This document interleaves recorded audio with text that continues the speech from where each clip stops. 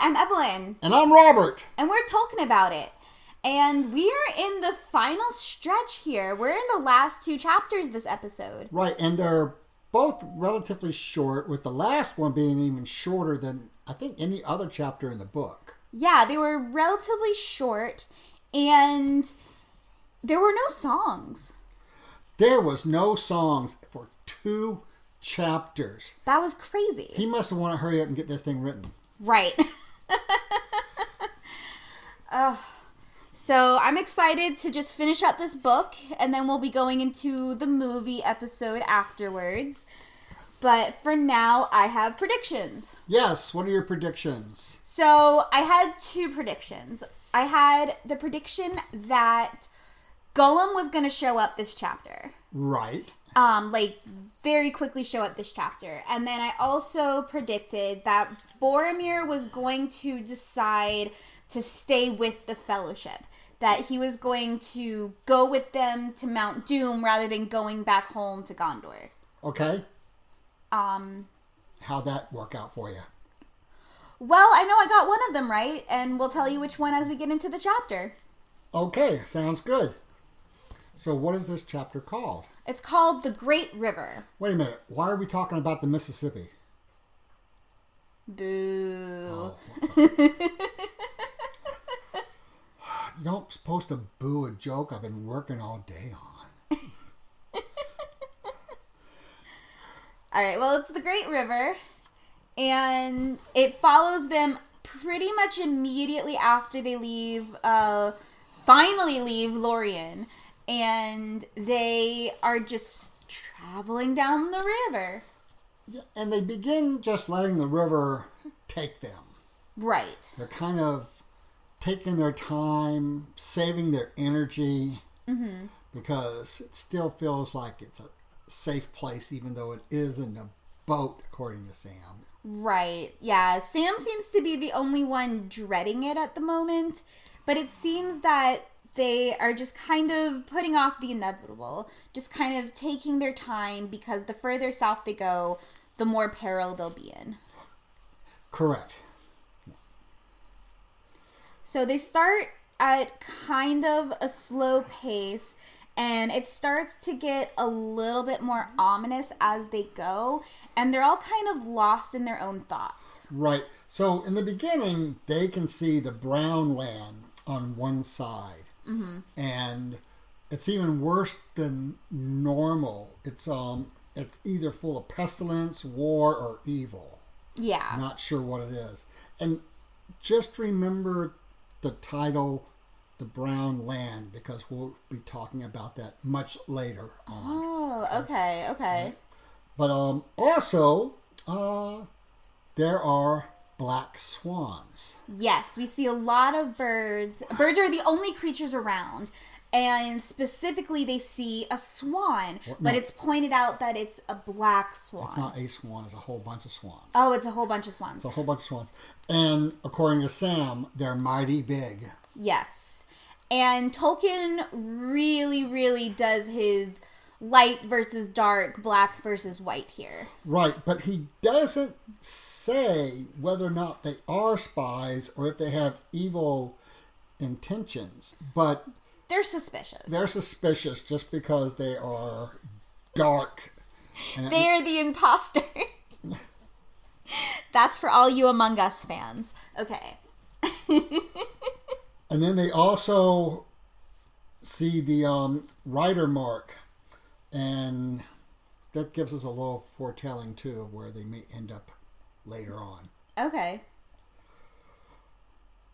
Now, they know orcs are crossing into Rohan and stealing herds and studs. Okay. They also are uneasy about not having any cover from the shore. Yes, there used to be a lot of trees, and they started to thin out until there were just none. Right. And Tolkien is just setting up the area for us, the feel of the area. Yeah. I mean, it's got an evil feel. There's a chill in the air. It's stony beaches. And all of a sudden they have to start carefully steering instead of just letting the river take them. Yeah. they're steering, they're starting to paddle a little bit more. And as they're paddling, two things really stuck out to me. Boromir is muttering to himself and getting really close to Aragorn and Frodo's boat. And Pippin is also kind of looking at Frodo and eyeing him. They're both kind of eyeing him. Right, but everybody at this point is kind of deep in their own thoughts, too. Right. Legolas, Tolkien says that Legolas is thinking about running under the stars of the summer nights. And Gimli is thinking about gold and the lady's gift and how he can combine the two of them together. Boromir, as Evelyn said, is muttering to himself, with Merry and Pippin being ill at ease because of it. Yeah. Pippin catches Boromir eyeing Frodo, like you said. Mm-hmm. Sam is just feeling cramped and miserable with nothing to do. They didn't even trust Sam with a paddle. Because he's a mainland hobbit. Yes. He's not a water hobbit in the least. Right. And for me, it's not an answered question, but it raises the question, why did they not give Sam a paddle? Is it because they were afraid that he might try to steer towards shore, or would he lose it? I kind of lean towards losing it because in my own experience, I've canoed with people that have never canoed before, and the second they see something wrong, they scream with their hands in the air and they throw their paddle out, and I've never been more angry. I don't know if that person is listening, but if they do, you know exactly who you are.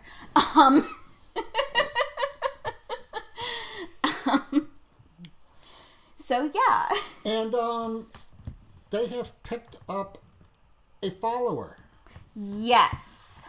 They start to notice that there is something kind of there. Sam thinks he's dreaming when he sees a log with eyes, and he keeps hearing some intakes of breath and water movements. And he finally confides in Frodo that he thinks it might be Gollum. And Frodo says the same thing, that he's noticed some few things. So I was right! Right, yeah, so Gollum... Yay, I was right about something. Yeah, Gollum has been following them, and so Tolkien has this... So Tolkien has the schedule, the timetable. He calls it the scheme. Mm-hmm. Of when everything happens. Okay. And according to that, Gollum's been following them for over a month. Yes. Even before they got to the forest. Yes. And that's something that Aragorn says as well. Because they decide to confide in Aragorn about what they're seeing. And Aragorn's like, oh yeah, I've clocked him. I know exactly where he is. I keep trying to catch the slippery bastard. And he just can't. Right. Yeah. So... At this point, they've been on the river for 7 days. Yes. And the sky finally clears up a little bit, and they can see the new moon. Mm-hmm. Which, later on in the chapter, it's kind of mentioned that, wait a minute, we're seeing a new moon. We saw a new moon right as we were going into the forest. Right. That's something that deeply troubles Sam and Frodo. They're like, we were only there for what, 3 days? And they're like, no, we were there a good month. And Legolas kind of explains how time works a little bit differently for elves. How it moves both slow and fast for them. Right. And I can't really describe it here without just quoting the entire chapter. So I would definitely recommend reading those paragraphs because it's explained very elegantly.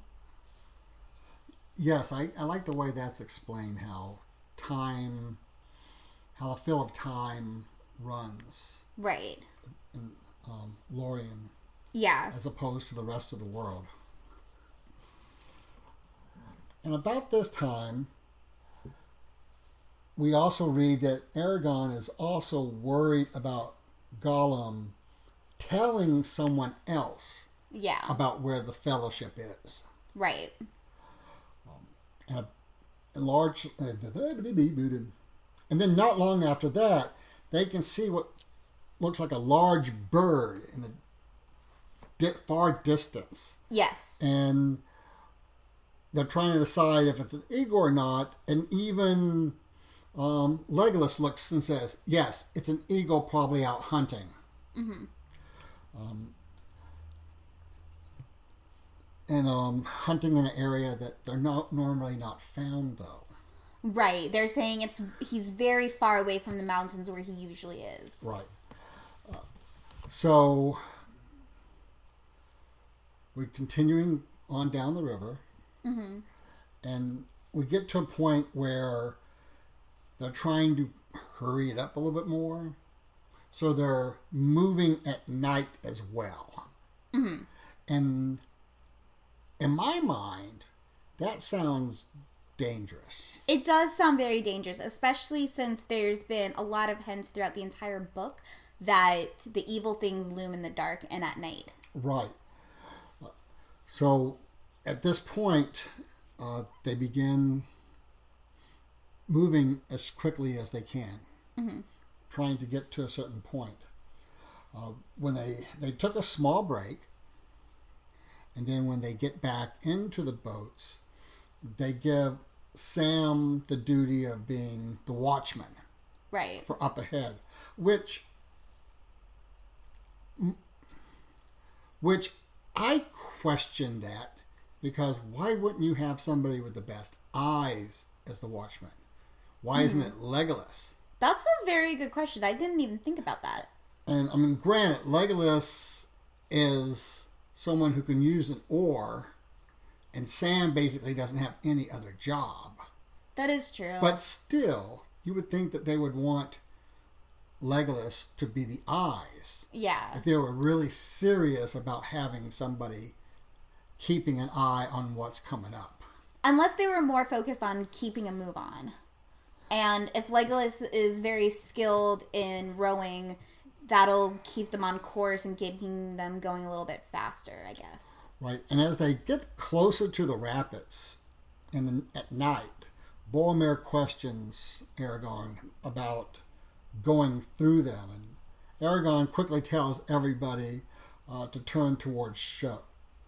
And Aragorn quickly tells everyone to turn towards the shore. Right. And as they get closer to the shore,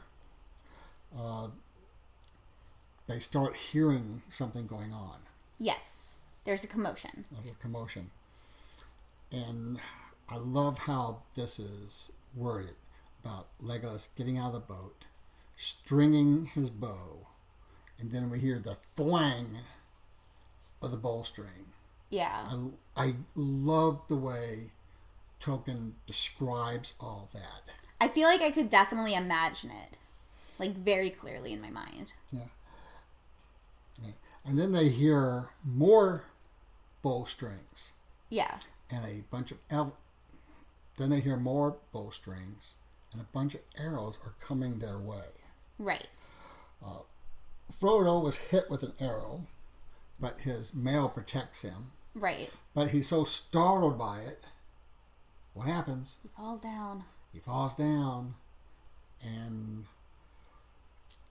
he worries himself for a few minutes that he's been hit, and then he remembers. Yeah, that he's wearing the mail. What's happened to him. So they're all kind of so worried and so weary. They're not 100% thinking straight. Right. They even say that, like, after that happens, that they needed to have 3 people to a watch, just in case. Right. And they hear bowstrings, and they hear the thwang of bowstrings, and Frodo was hit with an arrow. Yes. And for a moment, he seems to have forgotten that he's wearing this magical mail armor. Right. Which protected him from it. But he still cries out like he's been hit. Yeah. And falls over. And then there's more arrows coming, but because of the nature of the cloaks that they were given, God damn it. And because of the nature of the cloaks and the material that the boat is built out of, there's a little bit of camouflage.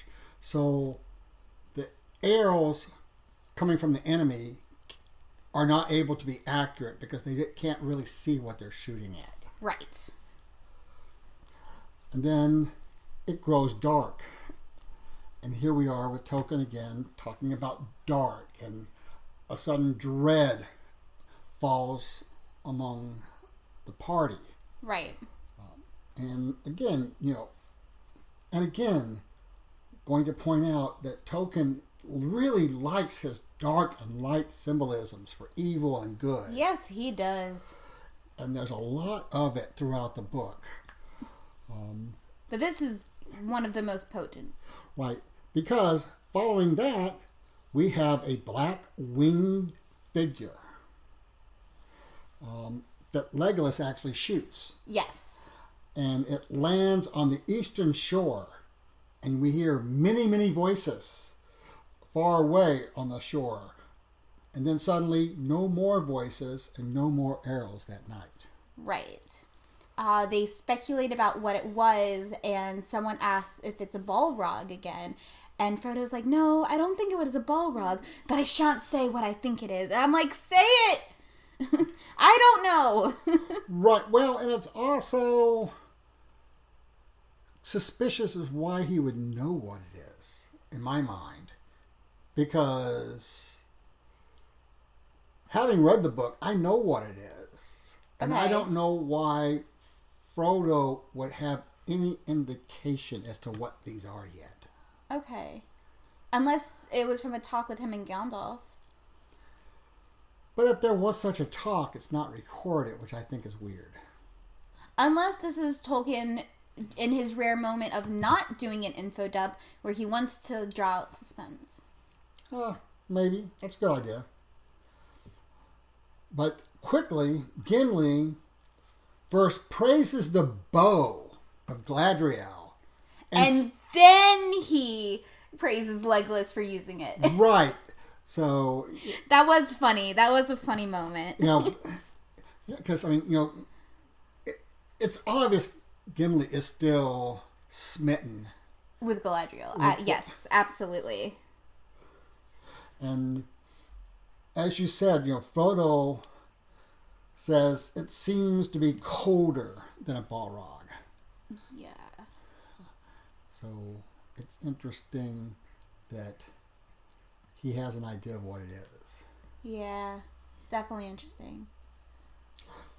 This is also where we get more into the idea of the timeliness. This is also where we get into the idea about the timelessness in Lothlorien. Right. Time flows on to a spring of little hope. That I wrote that down too. I loved that line because they were talking about it's no longer winter. They've been on this journey for so long that spring is starting. It's starting to get warmer, but not warm enough for Frodo. Frodo starts to lament that he thought going south it would get warmer and warmer until there was no winter. Right. And they're like, well, in normal circumstances, yes. And I like the idea that there still is a spring of little hope, which means there is still hope for them. It hasn't gotten to be something hopeless. Oh, see, I read it a different way. I read it where it's like, oh, there's only a little hope. But a little hope is more than no hope at all. That is true. And I think that idea comes out of Tolkien's faith. Okay. Because there is always hope. Yeah. No matter how small. Right. That's very true. And again, we have a conversation of where they're not agreeing to which way to continue right now. Right. They're starting to approach the rapids, and they're trying to figure out not only which way to follow the river, but like how to go about going down the rapids. And Boromir and Aragorn start kind of arguing about what they should do and which way to go. But when Boromir finds out that Frodo plans on staying with Aragorn, Boromir immediately changes his mind about going home at this point. Right. Well, no, he doesn't. Yeah, he does. At this point, he does. At this point, he does. it's even almost written exactly how I said it. Oh, you're right. He says he would prefer to go home and anyone that would accompany him is welcome. But when he realizes that Frodo would follow Aragorn anywhere, he does decide that it's like it would be against his nature to let friends of his go off alone. Right. You are right. I totally I read that, but I totally forgot to write it down. And so Aragorn and Legolas plan on going to explore ahead. They say, give us a day. They said, give us a day. If you don't hear from us, evil's befallen us. Yes. So one of the things that they do is they head up the north stairs. These stairs were cut by men long time ago. Mm-hmm. But fortunately, they're not gone that long. Yes. Aragorn and Legolas went, and every time I read this, I wonder why Aragorn didn't think that he needed to have to keep Boromir with him. I find it interesting that Aragorn is not getting the same type of vibes about Boromir. Not getting the same type of vibes about Boromir as we as readers are. Mm-hmm. Or is it because we've seen the movies and I've read the books so many times, I know the type of character Boromir is. Boromir, where I am at, only reading this chapter, I am suspicious of him.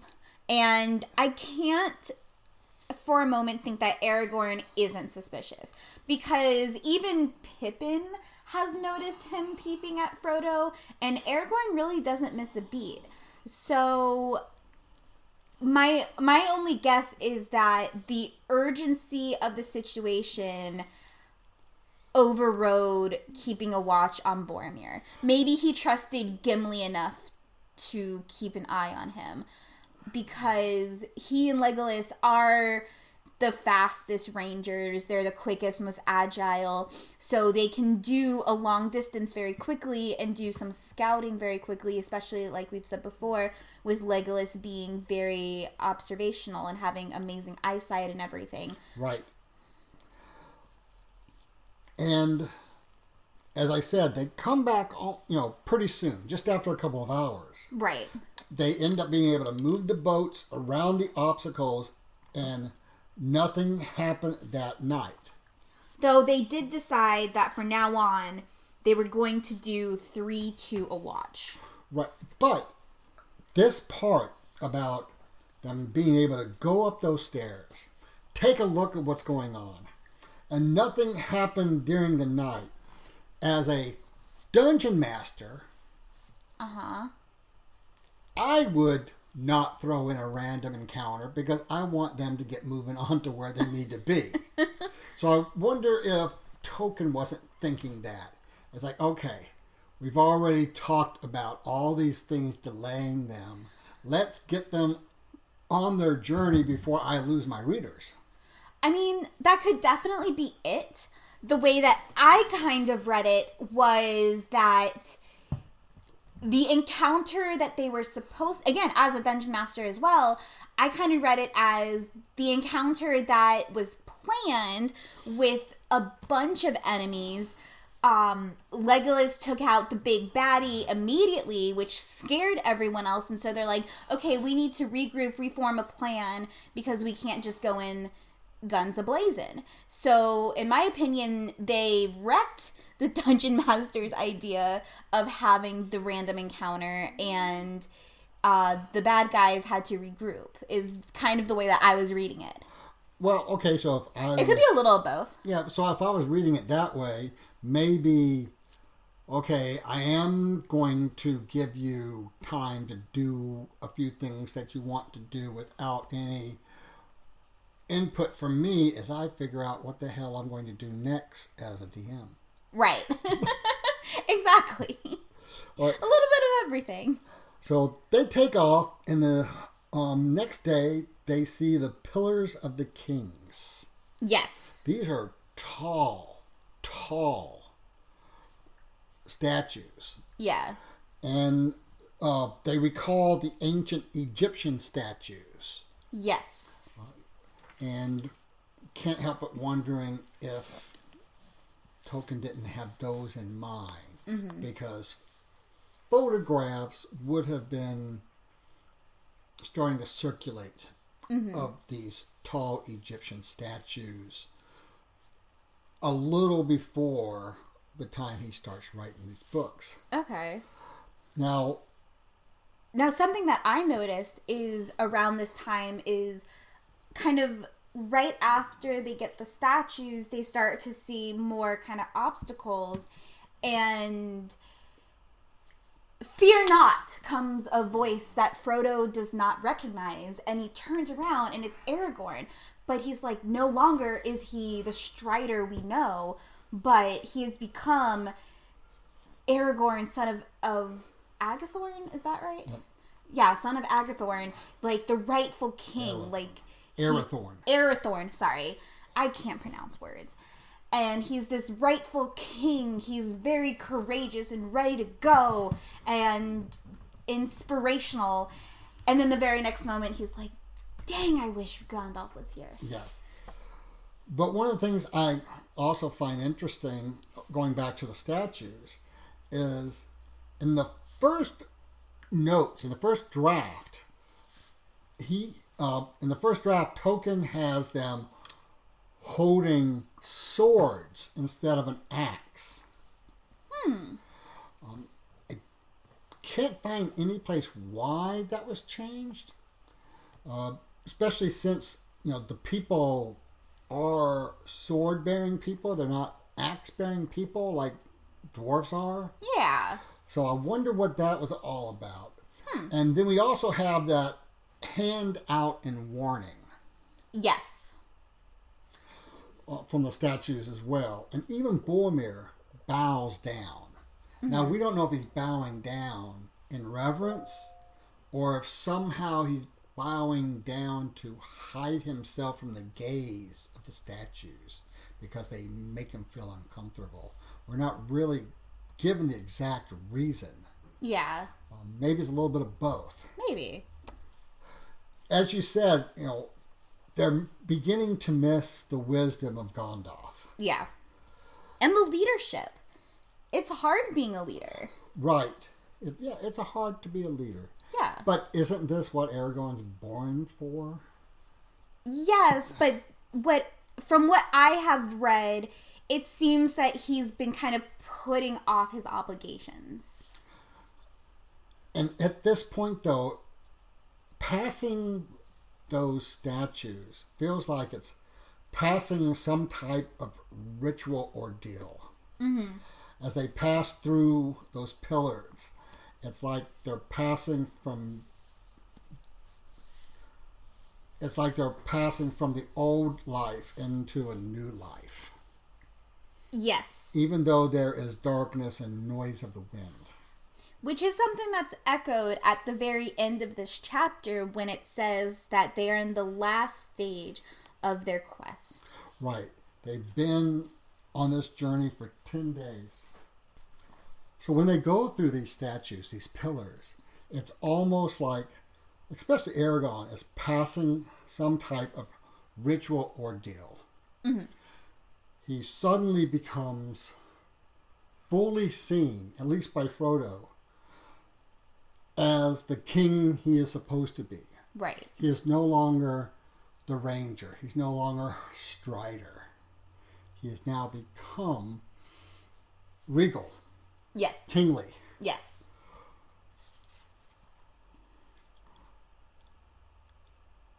And as you said earlier, it's become the last stage of the quest before them. Right.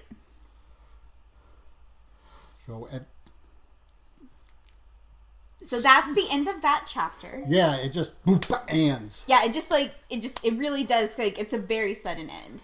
Right. Definitely leaving a lot to what's gonna happen next. So what is going to happen next? My predictions. So these are the predictions that I wrote down. Okay, just to let everyone know, even though we're recording 2 episodes, I'm sorry, just to let everyone know, even though we're recording 2 chapters, Evelyn made her predictions before she read this upcoming chapter. Yes, I wrote it down right before, which I'm going to save my first prediction for last because I'm hilariously proven wrong, like, in the first paragraph. All right, so I said that... So Boromir, like we were saying earlier, is really suspicious. So I am predicting that he's going to make a grab for the ring at this point. I'm very suspicious of him. I don't blame him. I feel like the ring is just, like, corrupting him. Even though he didn't seem, like, that great, like, back at the council. But it seems like the ring is definitely, like, getting a hold of him pretty quickly. I also said I think a hobbit is going to nearly drown. Because they've been making a few hint kind of things about, like, the hobbits in the water. So I think someone's going in. I don't know who. It's going to be either Sam, Merry, or Pippin, but I'm pretty sure someone's going in. And then for my last prediction, I think goblins are going to attack. Okay, goblins. Yep. Goblins are going to attack. Goblins specifically are going to attack. All right. So with those being my predictions, what was in the first paragraph, Dad? Aragorn asked Frodo to take out his dagger to see if there are any orcs around. And it's dimly lit, so there are orcs around. So you're saying there's orcs and no goblins? There are no goblins. There are orcs I around. was so close. I'll give you a half point. A half point? Okay. I'll give you a half point. Well, no, not... Okay, yeah. A half point word. I was half right. There was something. But this chapter begins in a pleasant enough place. No enemy to be seen. Yes. Not even Gollum has been seen for a while. Right. Gollum, ever since the rest of the company was informed and they're keeping an eye out on him, they haven't seen him, which means he's either left or he's being super duper sneaky. So which one is worse? Yes. But Aragorn just gets this feeling in his gut and he wants to confirm it. Yeah. With Frodo, and with saying that Sting does have a dim light to it, which says that there are orcs in the area, but not in the immediate area. They're close, but not too close. Now, at this point, it becomes the day of choice. Yes. Frodo and the rest of the party have to decide which way they're going. Yes. And there's this idea, this feeling that since Frodo has the burden, it's really up to him what they do. Right. And he's very hesitant about his choice, and he asks to just take an hour for himself. Right. And so he goes off, and right before he goes off, Sam notices Boromir watching Frodo intently. Right. But while Frodo is out, he feels unfriendly eyes and is surprised to see Boromir. Right. Now, I want to stop right here and get away from what's actually happening in the book to what I would assume should be happening.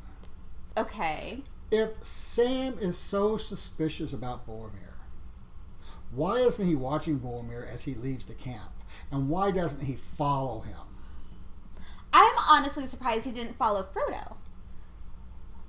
Like, I'm honestly surprised he didn't follow Frodo, just, like, sneaking behind in a distance just to make sure he's okay. That too. So, here's the question. Did Tolkien not want to bog us down with that?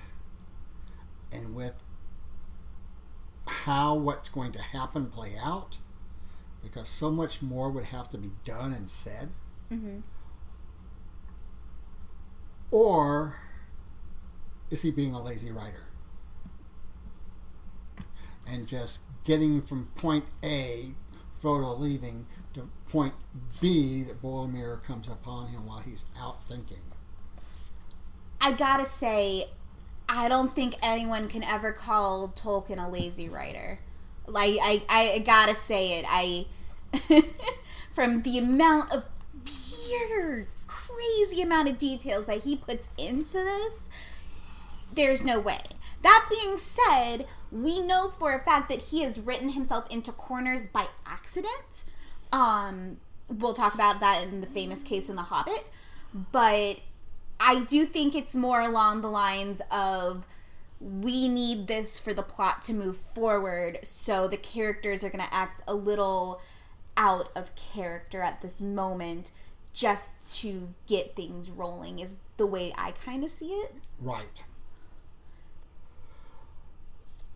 So Boromir shows up, and Boromir wants to see the ring and wants to talk about using it in their favor. Yes. He's trying to convince Frodo that he should come with Boromir and that they should use it for good. If it's so powerful, why not use it for good? And Frodo tries to talk to him saying, I don't think you realize that it's only for evil. It only has evil power. Anything that's evil, or anything that uses it, is corrupted and becomes evil. And Boromir's just not getting it. He's a bit thick. And I have to question, is that a personality trait he already had that's getting amplified by the ring, or is this just the ring completely? Right. But Boromir actually says the words, I do not say destroy it. And he further tells Frodo, I am a true man, da-da-da-da-da. Yes. I need your ring. Yes. And I do like the way that he goes about it, because I truly think that Boromir believes that he does need the ring and that Gondor needs the ring. I think that in his mind, he honestly believes that is what's right. Whether or not he's being corrupted is kind of obvious, but I think in his mind, in that moment, he believes that to be completely true. And then it would further become, oh, I need the ring for me. I think it's not quite at that point yet. I think the way the ring's manipulating him is manipulating his own sense of duty to his country and his countrymen. Right. But what I find interesting here is also, so without Boromir's actions, Frodo might not have made the choice he did. That is true. Frodo does say, now that I've talked to you, my choice is clear. Clear, right. And so with that clear choice, he has decided that he's going to go off on his own. Right. But what I find interesting here is the idea of fate. Mm-hmm. That they're all here in this moment in time, in this place, where Boromir being threatening for Frodo to make the choice that needs to be made.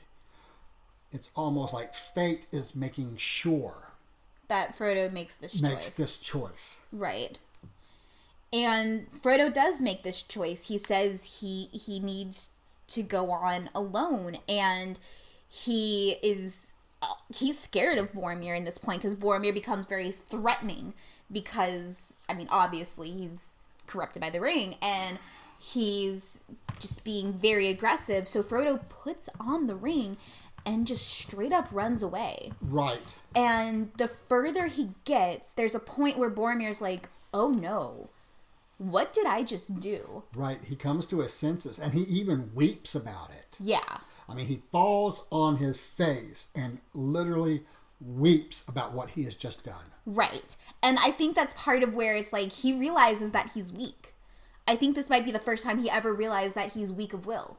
And I don't know if we can, again, I'm not being a Boromir apologist here, but I feel like we can't blame him too much because I think part of it was the ring. I just think the ring brings out the worst in everyone. Right. And it showed him his flaws, bam, smack in his face. Well, also, when we get to the point of where they go back to Boromir's home, we can see some of the reasons why he is making some of these choices. Okay, I'm interested to get there. Yeah, but that's like, far away. That's far away. Okay. I'll keep that in mind, though. Okay. But where does Frodo go? That part honestly confused me slightly. So he runs up the mountain. Right. Okay. I got that. And he seats on the high seat of Amunhin, exploring the lands around him with his eyes. Yes. Now this is known as the Seat of Seeing. Oh, okay. I thought he still had the ring on. He does still have the okay. He does still have the ring on, but the power of the seat overcomes the power of the ring, which is trying to make his vision dark. Oh, so that's why he's able to see everything that's going. Okay. Right. And I wasn't too sure about what was going on there. Thank you for clarifying. And this is very reminiscent of the high seat of Odin, where he can see the entire world. Yes. Very true. He sees that the forces of darkness are gathering very, very much. Right. Every direction he looks towards the Misty Mountains and he sees orcs. He looks towards the Milkwood and he sees deadly strife. There's a cloud over Moria. There's smoke along the borders of Lorien. Horsemen are running and riding in a hurry. There are wolves in Isengard. Ships of war in the seas of men in the east are on the move. Minas Tirith, what at first was a place of hope, that hope seems to now be darkened and lacking. These visions turn out that everything around them is becoming dark. Yes. And he even sees the fortress of Sauron. Mm-hmm. And he sees the eye. And he feels the eye. I thought he saw it. It says Frodo felt the eye of Sauron. Gotcha. Okay. And as he's trying to make up his mind what to do, he's like, never, never will I come to you. And then verily I come to you. He's even being wishy-washy because the effect of the ring on him, because he has it on at this point. Right. So something finally says, take the ring off. Yeah. And he does. Right. And he feels better for it, but he realizes that the journey is so perilous and the stakes are so high that there are people that he does not trust, and then there are the people that he loves that he doesn't want to put in danger. And he specifically mentions Sam, Merry, and Pippin. So I wonder, does he not quite trust Gimli and Legolas and possibly even Aragorn because he's a man and might also be corrupted? Right. Or with all of them, he might have a little bit of both with some of them. True. I'm not sure if I want to trust him, but I also don't want him to be in harm because he feels beholden to following me. Yeah, that's a very good point. So this is where Frodo actually ends up making that decision to go alone. Mm-hmm.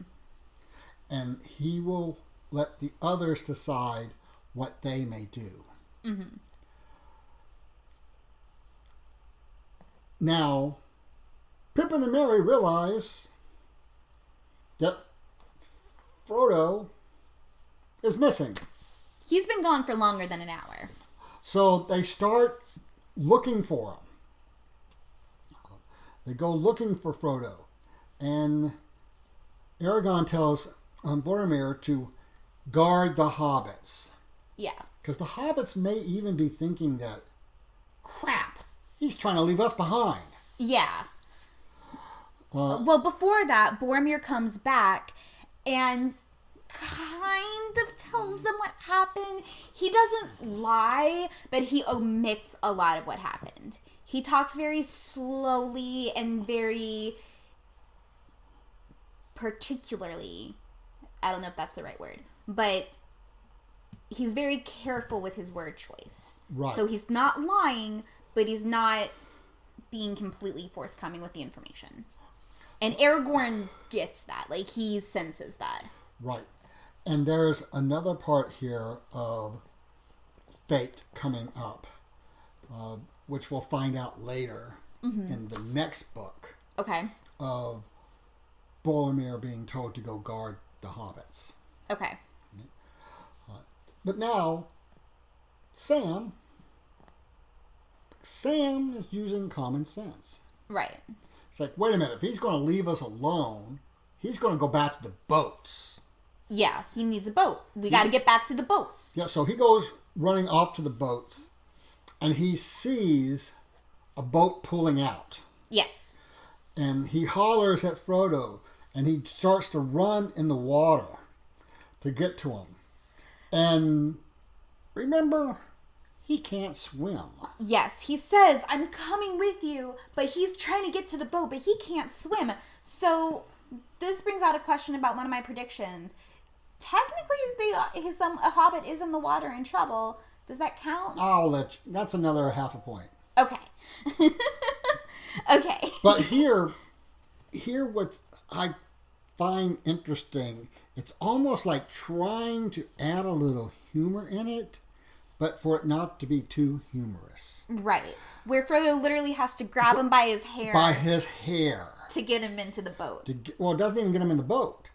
He goes back towards the shore because he can't get him into the boat. Oh, that's true, yeah. And then when they get back to the shore, Sam goes and gets his gear and comes back. Mm-hmm. And two things here. First of all, I want to point out that so the actor that plays Sam, Sean Astin. Yes.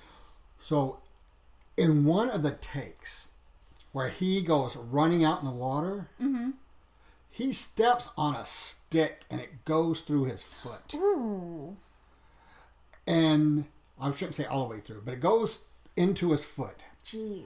And they get him out, they clean him off, they see it needs a couple of stitches, they stitch it up, never taking the fake hobbit foot off because he does not want to delay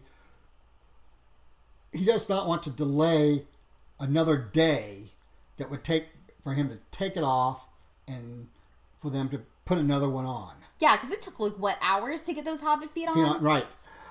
So I find that very Samish. Very Samish. He's adopted Sam. He has. Well, he's Rudy. He is Rudy. Okay. But another thing to point out,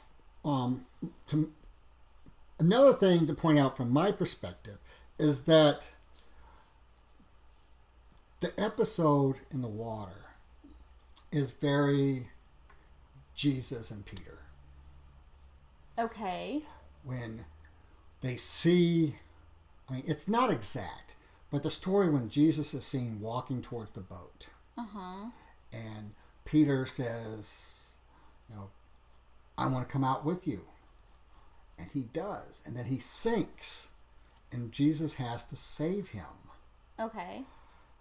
So there's some of that savior thing going on. And again, I'm sure Tolkien has this story in mind from the Gospels of when he's writing this. Okay. There is no you of little hope, or you of little faith, as he helps Peter back into the boat. But here we do have him I mean, I'm almost argue the opposite. It's Sam has so much faith in Frodo that he needs to go with him. Yes. I mean, that it can be seen that way too, but it's not necessarily the faith. It's not necessarily the faith that he wants to go with him. It's because it doesn't say it here, but it's because he's made that promise to himself and to Gandalf. Right.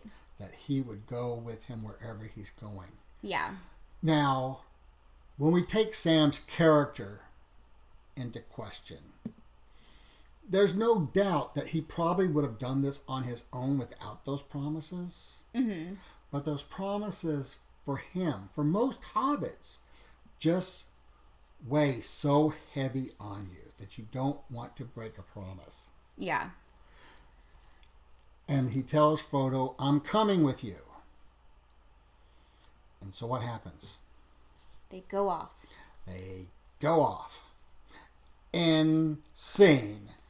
Yes. That was a very abrupt ending. Right. Because since I know what's going to happen next, this chapter would have been much, much longer, or there would have had to been another chapter in this book. Okay. And this is a very... This is a very final ending to this first book. Right, it's, but it's also to be continued. Yes, it's a very to be continued type situation here. Okay. It definitely is like, I need to read this next book now kind of deal. It wasn't like book 1 and book 2 in the Fellowship of the Rings, where book 1 kind of had a natural ending, and then book 2 kind of like went into this next part and flowed. This was very abrupt, very cliffhangery, very just there, I guess. Right. So, we're finished with The Lord of the Rings, the books, the 2 books within Fellowship the of volume the Rings. Of Fellowship of the Rings. Yes. Now, the next thing we're going to do is we're going to watch the movie. Yes. We have some friends we're inviting along with us to talk about the movie. Do you want to make any predictions of how the movie might be different than the book? Well, I have a vague memory of like a fight scene at the end. So I'm going to say that there's going to be like a fight scene that's in the movie that's not in the book. Okay. Like I have just a vague memory of it. I mean, I'm pretty sure Sean Bean dies. I'm pretty sure Sean Bean as Boromir dies. Like I'm like 99.9% sure, but at this point I could be wrong. I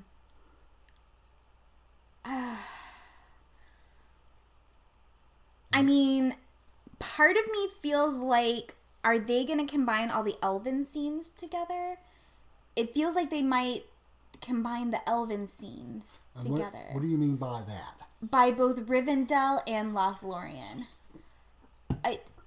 I feel like they might rearrange the sequence of events just to make it more cinematic. So you're saying they're going to take the travel out between Rivendell and Lothlorien? No, because I know the Balrog happens in between. I'm going to say that they're not going to be in Lothlorien at all. They're going to have Galadriel in Rivendell and do all the Galadriel stuff in Rivendell, and then have like the Balrog and then the leaving is what I'm thinking, is just because in my mind I feel like that would be more cinematically pleasing.